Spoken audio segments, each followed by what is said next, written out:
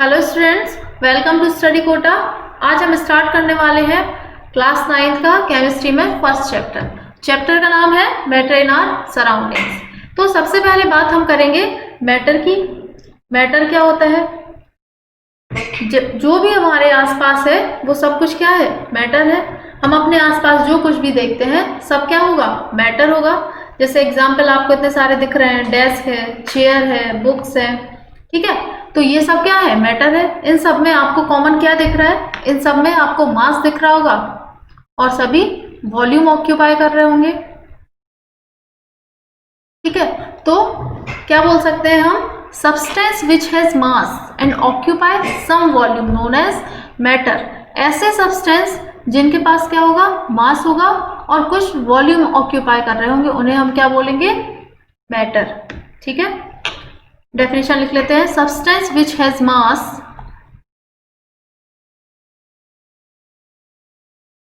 And occupy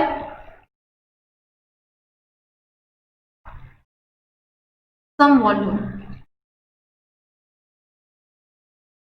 known as matter.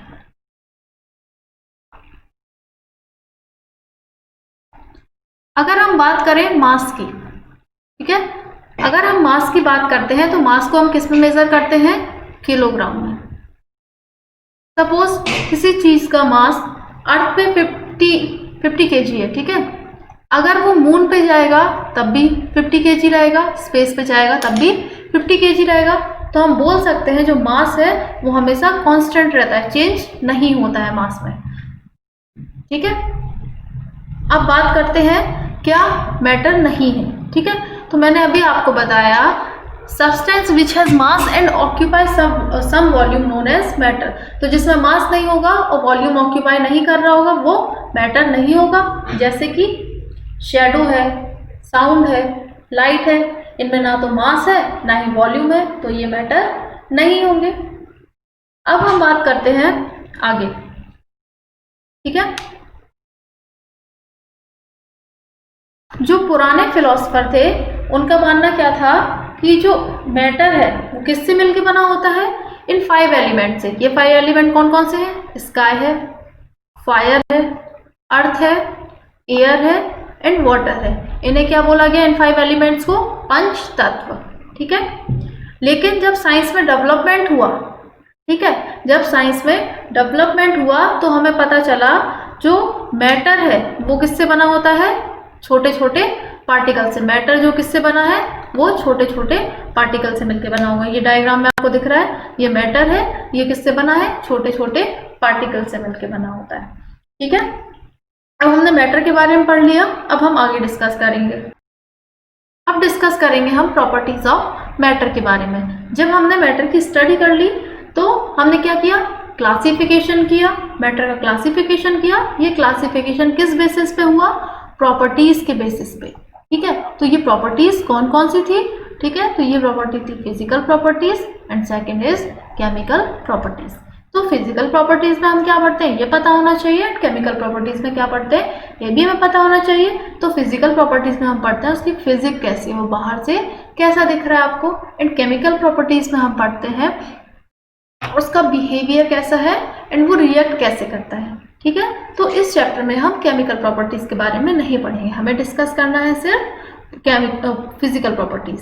तो physical properties हम कुछ पॉइंट के बेसिस पे डिस्कस करेंगे। ये पॉइंट कौन से हैं देख लेते हैं।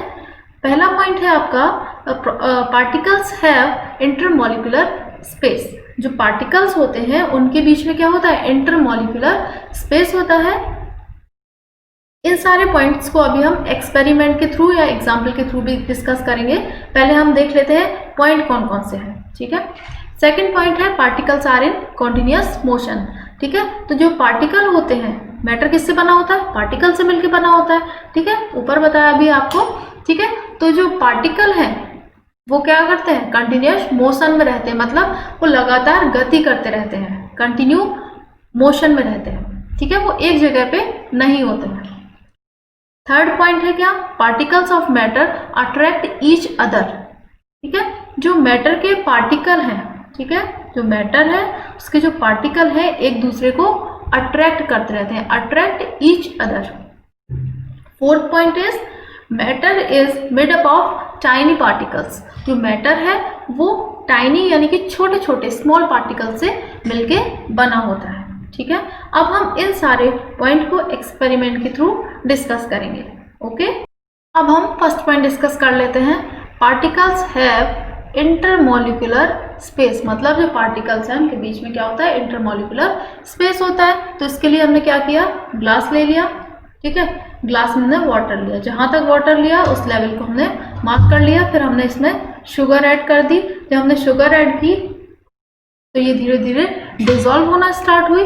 जब पूरी तरह से डिजोल्व हो गई तो हमने क्या किया, वाटर के लेवल को फिर से चेक किया। जब हमने वाटर के लेवल को चेक किया तो वाटर का लेवल बिल्कुल भी नहीं बढ़ा, जितना था उतना ही रहा। पर शुगर जब डिजोल्व हो गई तो वाटर का लेवल बढ़ना चाहिए था, क्योंकि उसमें शुगर ऐड हो गई। लेकिन वाटर के लेवल में कोई चेंज नहीं आया। ये चेंज इसलिए नहीं आया क्योंकि जो पार्टिकल्स हैं उनके बीच में क्या है, स्पेस है, वहां पर शुगर जाके डिसॉल्व हो गई और वाटर के लेवल में चेंज नहीं आया। So we can say particles have intermolecular space. ठीक है, यहाँ पर हम एक बात और कर लेते हैं काइनेटिक एनर्जी की। ठीक है, काइनेटिक एनर्जी। ठीक है, तो हमने क्या किया, एक ग्लास लिया, एक ग्लास और ले लिया हमने। ठीक है, 2 ग्लास ले लिए, एक ए और एक बी। इसमें हमने नॉर्मल वाटर रखा। ठीक है, इसमें हमने रखा गर्म पानी यानी कि हॉट वाटर। इसमें भी हमने शुगर ऐड कर दी, इसमें भी शुगर ऐड कर दी। तो शुगर किस में पहले डिसॉल्व होगी, ऑब्वियस सी बात है, हॉट वाटर में पहले डिसॉल्व हो जाएगी, गर्म पानी में पहले चीनी डिसॉल्व होगी। और इसमें डिसॉल्व होगी तो पर धीरे धीरे, मतलब इससे देर में डिसॉल्व होगी। ऐसा क्यों होगा, क्योंकि काइनेटिक एनर्जी इसमें ज़्यादा है। अगर टेम्परेचर ज़्यादा है तो काइनेटिक एनर्जी ज़्यादा होगी, और काइनेटिक एनर्जी ज़्यादा होगी तो शुगर पहले डिसॉल्व हो जाएगी इसमें। ठीक है, अब सेकंड पॉइंट डिस्कस कर लेते हैं। Particles are in continuous motion. जो पार्टिकल हैं वो क्या करते हैं, कंटिन्यू मोशन करते रहते हैं। ठीक है, एक ही जगह पे नहीं रहते। तो इसके लिए हम क्या करते हैं, पहले एक एग्जाम्पल देख लेते हैं, फिर हम दूसरा डिस्कस कर लेंगे। ठीक है, तो पहला क्या है, ये इंसेंस स्टिक्स हैं यानी कि अगरबत्ती है। हमने क्या किया, अगरबत्ती को जला के एक रूम में रख दिया और हम दूसरे रूम में आ गए।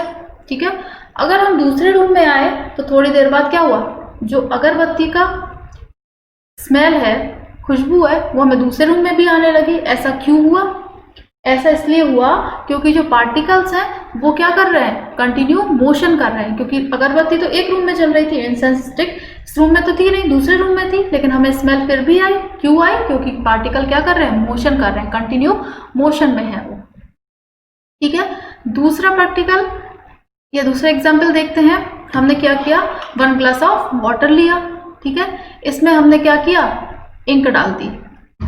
इसमें ये इंक डाल दी हमने। धीरे धीरे इंक क्या हुआ, डिसॉल्व होना स्टार्ट हुई। ग्लास को हमने बिल्कुल भी नहीं हिलाया, ग्लास को बिल्कुल नहीं हिलाना है। ठीक है,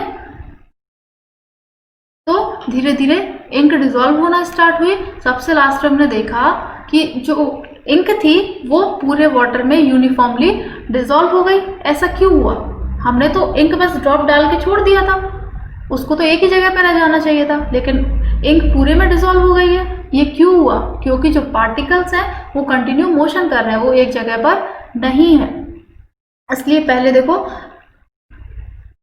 यहाँ पर आई, फिर और डिसॉल्व हुई और डिसॉल्व हुई, और फिर यूनिफॉर्मली पूरे वाटर में डिसॉल्व हो गई।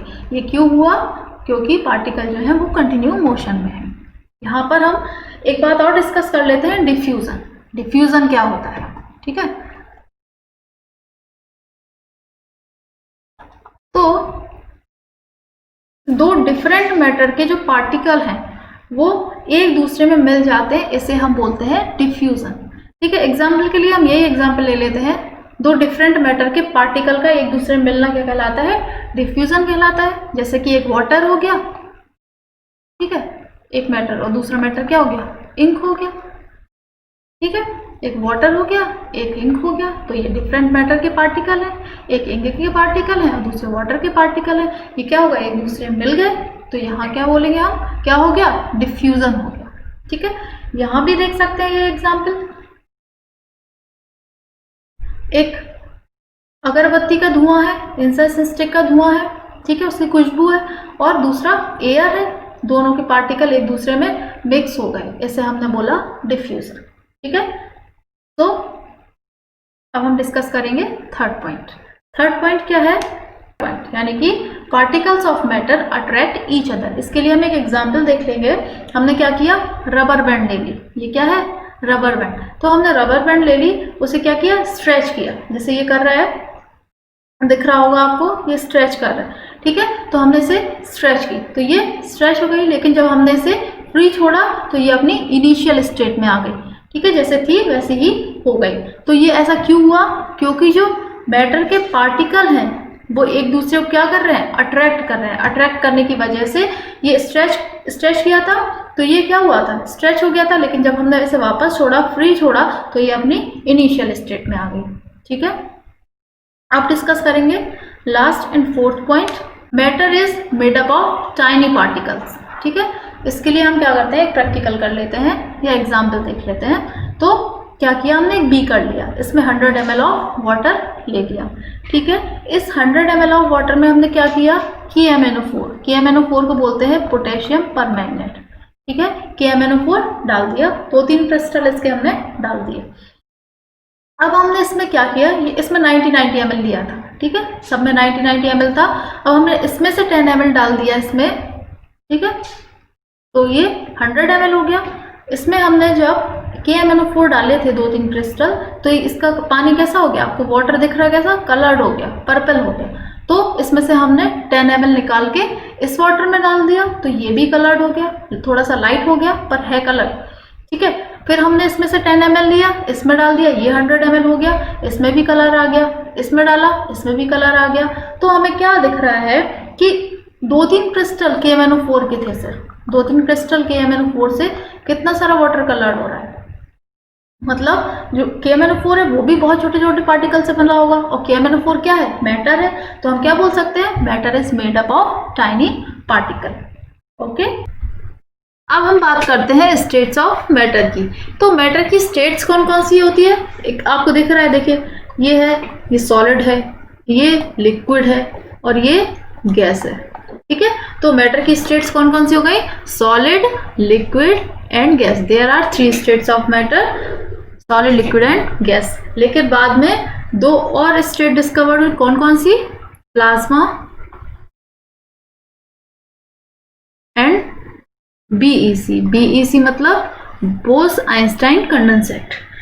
लेकिन अभी हम सिर्फ सॉलिड, लिक्विड एंड गैस के बारे में पढ़ेंगे। बाद में हम डिस्कस करेंगे सबसे लास्ट में प्लाज्मा एंड BEC यानी कि बोस-आइंस्टाइन कंडेंसेट। तो सॉलिड क्या होते हैं, सॉलिड जो होते हैं इनका शेप, साइज एंड वॉल्यूम सब फिक्स होता है। ठीक है, solid has fix shape, size and volume. ठीक है, इन्हें कभी भी कहीं भी रखेंगे, इनका शेप भी वही रहेगा, साइज भी वही रहेगा और वॉल्यूम भी वही रहेगा, कोई चेंज नहीं आएगा। जैसे कि पेन है, इसे हम कहीं भी रख दें, पेन कैसा है, सॉलिड है, तो इसकी जो वॉल्यूम है वो भी सेम रहेगा और शेप एंड साइज भी वही रहेगा। ठीक है,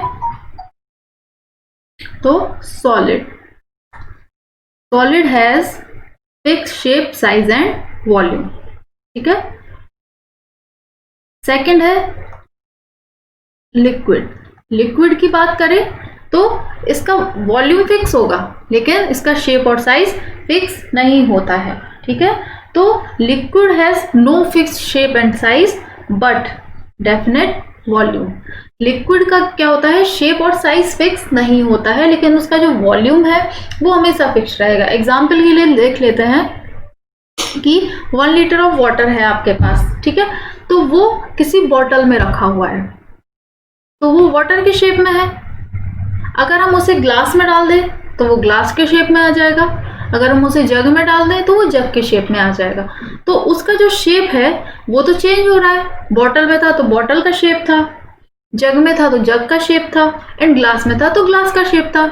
लेकिन अगर हम दूसरी बात पे ध्यान दें, उसका जो वॉल्यूम था, तो 1 लीटर ऑफ वाटर बॉटल में भी था, ग्लास में भी 1 लीटर ही था और जग में भी 1 लीटर था। तो हम बोल सकते हैं liquid has no fixed shape and size but definite volume. ठीक है, इसमें हम एग्जाम्पल के लिए तीनों में क्या करते हैं, वाटर की स्टेट ले लेते हैं। सॉलिड स्टेट वाटर की कौन सी है, आइस। इसमें लिक्विड स्टेट कौन सी है वाटर की,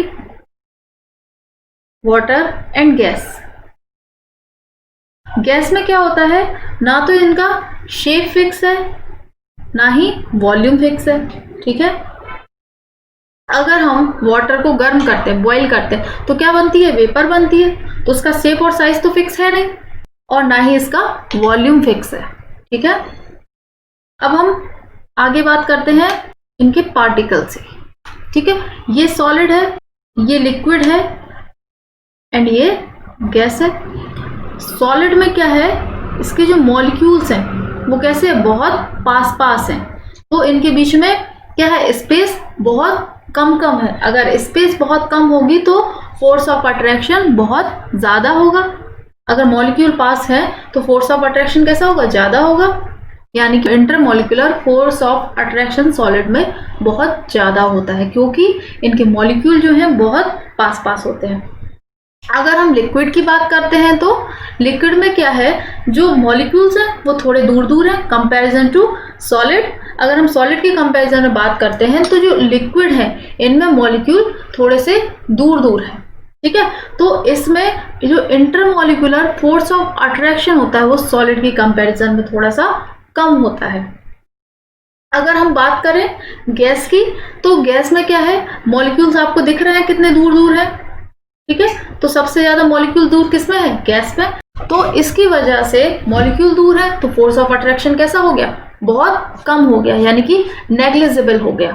ठीक है, यानी कि अगर हम बात करते हैं लिक्विड की तो लिक्विड में जो फोर्स ऑफ अट्रैक्शन है वो गैसेस से ज्यादा है और अगर सॉलिड की बात करें तो सॉलिड से कम है। ठीक है, अब हम आगे डिस्कस करते हैं, आगे बात करते हैं हम कंप्रेसिबिलिटी की। कंप्रेसिबिलिटी सॉलिड में ज्यादा होगी, लिक्विड में या गैस में, तो इसे हम चेक कर लेते हैं।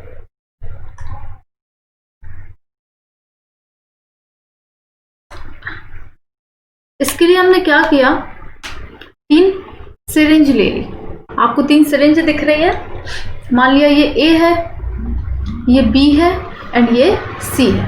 ठीक है, ये सिरिंज है, इसमें पहले में हमने क्या किया, इसका ये पिस्टन हटाया, बाहर निकाल दिया और इसमें चॉक पाउडर भर दिया और इसका जो आगे जो था उसमें क्या किया, आगे वाले हिस्से में क्या लगा दी, हमने कॉर्क लगा दी।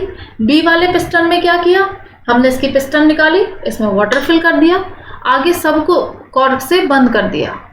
सबसे पहला काम हम यही करेंगे कि सारी जो सिरिंज है इनको हम कॉर्क से बंद कर देंगे। उसके बाद पहले में हम चॉक पाउडर भर देंगे, दूसरे वाले में हमने क्या किया, वाटर फिल कर दिया और तीसरे वाले में हमने क्या किया, इसमें तो एयर आ गई तो तीसरे वाले में एयर फिल हो गई। फिर हमने क्या किया, तीनों के पिस्टन को लगा दिया, पहले ए का लगाया, फिर बी का लगाया, फिर सी का लगाया। पहले वाले को हमने जब दबाया तो क्या हुआ, जो चॉक पाउडर वाला जो पिस्टन वो सिरिंज थी वो बिल्कुल भी कंप्रेस नहीं हुई, बिल्कुल भी नहीं दबी। तो हम क्या बोल सकते हैं कि जो सॉलिड होते हैं इनमें कंप्रेसिबिलिटी कैसी होती है, बिल्कुल भी नहीं होती, नेग्लिजिबल होती है। अब वाटर की बात करें तो वाटर वाली जो सिरिंज थी वो थोड़ी सी क्या हुई, कंप्रेस हो गई, तो इसमें थोड़ी सी कंप्रेसिबिलिटी होती है। अगर हम सी वाले पिस्टन की बात, सॉरी सिरिंज की बात करते हैं तो हमने इसको क्या किया, कंप्रेस किया, तो सी वाली जो सिरिंज थी वो कैसी हो गई, कंप्रेस हो गई। तो हम क्या बोल सकते हैं कि जो सी वाले में क्या था, एयर था, तो हम क्या बोल सकते हैं जो गैस होती है वो कैसी होती, हाईली कंप्रेसिबल होती है।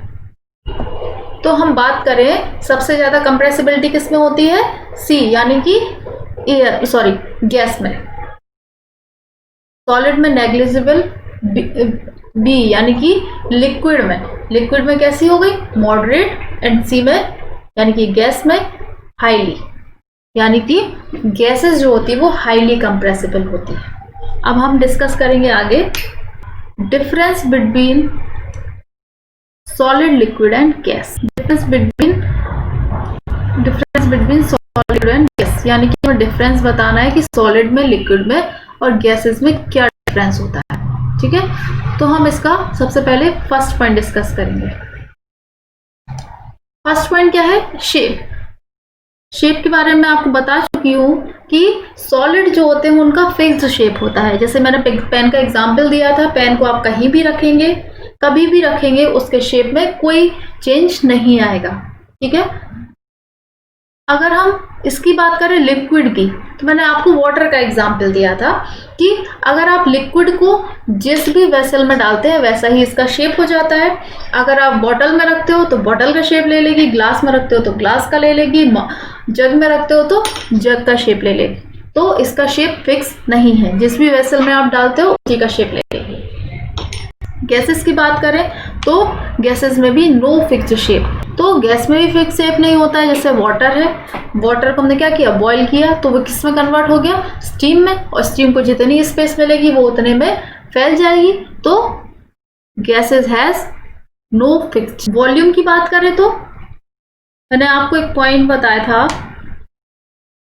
कि solid has fixed shape, size and volume. तो इसका वॉल्यूम कैसा होता है? फिक्स होता है। और लिक्विड की जब बात की थी तब भी बताया था कि इसका शेप एंड साइज फिक्स नहीं होता है, वॉल्यूम फिक्स होता है। अगर 1 लीटर ऑफ वाटर है तो 1 लीटर ऑफ वाटर ही रहेगा, और किसी वेसल में उसको डाल देंगे। ठीक है, तो इसका जो वॉल्यूम है कैसा है? फिक्स है। लेकिन गैसेस का जो वॉल्यूम है वो फिक्स नहीं है। अब रिजिडिटी की बात करें या फ्लूइडिटी की बात करें तो जो सॉलिड्स होते हैं वो रिजिड होते हैं, यानी कि ये फ्लो नहीं होते हैं। ठीक है, अब लिक्विड की बात करें तो कैन फ्लो। लिक्विड जो है वो फ्लो कर सकता है। लिक्विड का एग्जांपल जैसे वाटर बताया था, आप वाटर को फर्श पे डालोगे तो ये फ्लो कर सकता है, बह सकता है। ठीक है, ये रिजिड नहीं होते हैं। वाटर आपने रिजिड देखा है?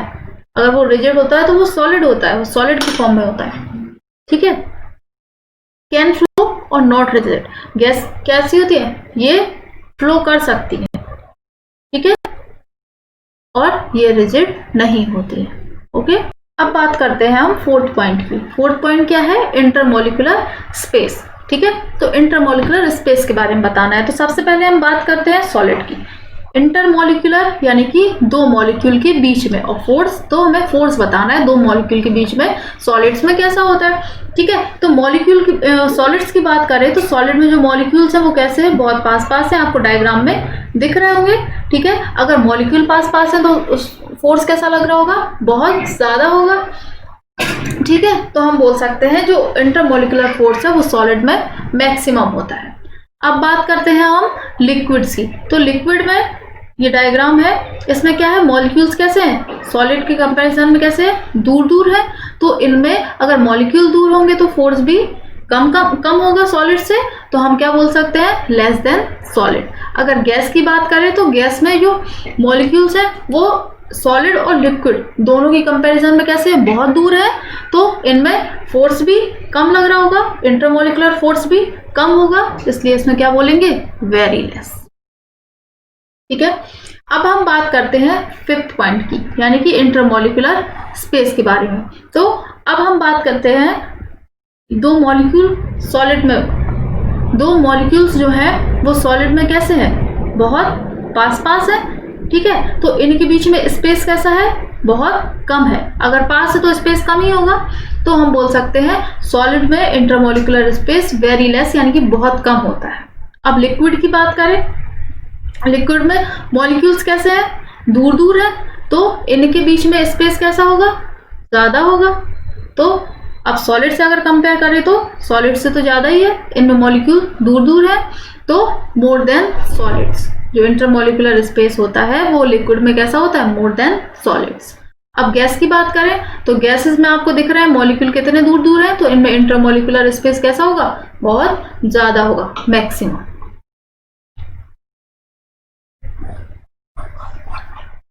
अब कंप्रेसिबिलिटी की बात करते हैं।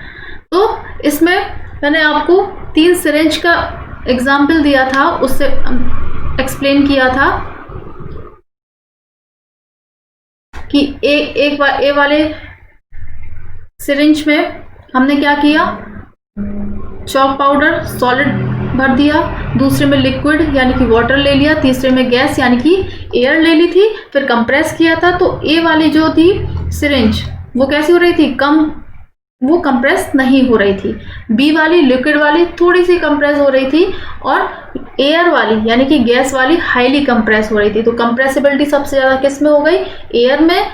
सॉलिड में कैसी हो गई, नेग्लिजिबल हो गई। और बी यानी कि वाटर वाले में, लिक्विड वाले में मॉडरेट थी। तो ये पॉइंट यहाँ पे बता देते हैं। कंप्रेसिबिलिटी तो सॉलिड्स में कैसी थी, नेग्लिजिबल थी। जब हमने चॉक वाली सिरिंज को दबाया था तो वो कैसी, कंप्रेस किया था तो बिल्कुल भी कंप्रेस नहीं हो रही थी, इसलिए सॉलिड में कंप्रेसिबिलिटी होती है नेग्लिजिबल। दूसरी बात करते हैं लिक्विड की। लिक्विड को जब हमने दबाया था यानी कि वाटर को जब कंप्रेस किया था तो ये कंप्रेस हुआ था लेकिन बहुत कम। और जब हमने गैस को दबाया था, जो एयर वाली सिरिंज थी वो हाईली कंप्रेस हो गई थी। तो हम क्या बोल सकते हैं, जो गैसेस होती है वो हाईली कंप्रेसिबल होती हैं। ठीक है। अगर आपको वीडियो पसंद आई हो तो वीडियो को लाइक कीजिए। अगर आप चैनल पर नए हैं तो चैनल को सब्सक्राइब कीजिए। अगर आपको इस वीडियो में कोई डाउट आता है तो आप अपने डाउट हमारे साथ शेयर कर सकते हैं कमेंट सेक्शन में। Thank you.